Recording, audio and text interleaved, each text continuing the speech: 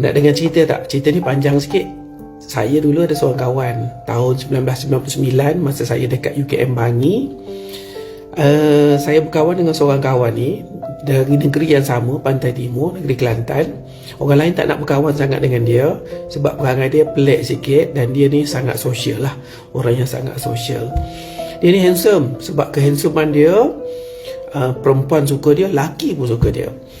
Lepas tu dia kata dekat saya satu hari, dia kata, aku ni ada lagi tak peluang untuk aku berubah. Saya tanya kenapa? Dia kata, aku pernah tengok mak aku nangis-nangis doa kat aku, dia kata. Tapi aku tetap macam ni juga, tak berubah juga, dia kata. Aku kadang-kadang rasa nak jadi baik tapi tak boleh nak jadi baik, dia kata. Aku cuba nak jadi baik tapi tak boleh jadi baik. Dan apa yang dia cakap pada masa dia cakap tu adalah pada malam 10 malam terakhir. Macam sekarang 10 malam terakhir. Saya cakap kat dia, tak apalah, janji kau sedar apa yang kau buat tu dan kau ada niat nak berubah tu pun dah cukup baik dah, saya kata. Dia kata, aku tengok engkau je lah kawan yang nak berkawan dengan aku, orang lain tak berapa nak berkawan dengan aku, dia kata. Lepas tu saya kata macam ni lah, kau cuba doa kat diri kau sendiri, dan mak kau doa pun kau tak nak berubah. Cuba kau berdoa sikit dengan minta dengan Allah di 10 malam terakhir ni. Cuba kau doa kau betul-betul nak berubah macam mana. Dia terus angkat doa dan angkat tangan sambil-sambil gelak tu. Dia cakap dengan saya apa?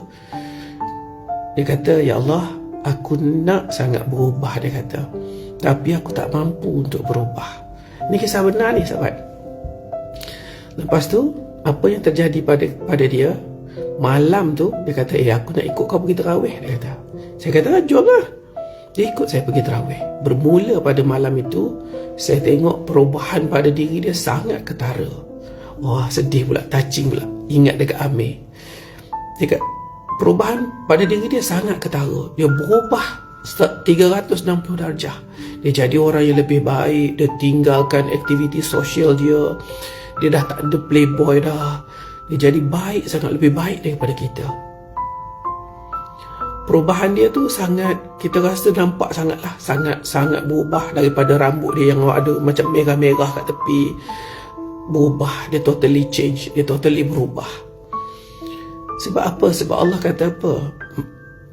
Di antara kebaikan mustajabnya doa di 10 malam terakhirnya, bila seseorang itu benar-benar ikhlas berdoa dengan Allah, Allah ampunkan semua dosa-dosanya yang lalu. Itu hadis riwayat Al-Tirmizi tu. Saya touching pula, sedih pula rasa ingat kat si Amir ni. Sedih sebab apa? Anda dengar cerita ni sampai habis. Si Amir ni berubah sampai kami graduate, sama-sama graduate, pergi sama-sama makin kerja. Saya posting dekat Gua Musang Kelantan pada ketika itu, dia bekerja dekat Kuala Lumpur. Dia IT engineer, IT specialist. Setahun selepas itu, saya dapat tawaran untuk ASTS USM, Academic Staff Training Scheme, sebab saya dapat keputusan yang sangat luar biasa masa first degree saya. Ditawarkan ASTS, saya pergi ke USM Pulau Pinang, dan pada hari pertama saya bekerja, saya dapat mesej, Amir meninggal dunia, accident. Dan sebenarnya kita tak tahu pengakhiran seseorang individu tu akan jadi apa. Macam Amir ni, kalau kita tengok, dia memang macam orang kata hantu sungguh lah. Tapi sebab dia ikhlas berdoa di 10 malam terakhir, Allah ubah diri dia dan dia jadi orang yang sangat baik dan sangat luar biasa. Dan pengakhiran dia dalam keadaan yang jadi orang baik lah. Allahu Akbar. Lagi ni sedih pula ingat kat si Amir. Sahabat, bacakanlah Al-Fatihah untuk arwah beliau. Semoga beliau tenang di sana. Dan kita insyaAllah, kalau kita ada niat nak berubah, kalau kita rasa dosa kita sangat besar, kita kena ingat rahmat Allah itu lebih besar daripada dosa yang kita buat. Okay? Sedih. Aduh, nangis pula lah. Assalamualaikum. Semoga menjadi iktibar untuk kita semua. Assalamualaikum.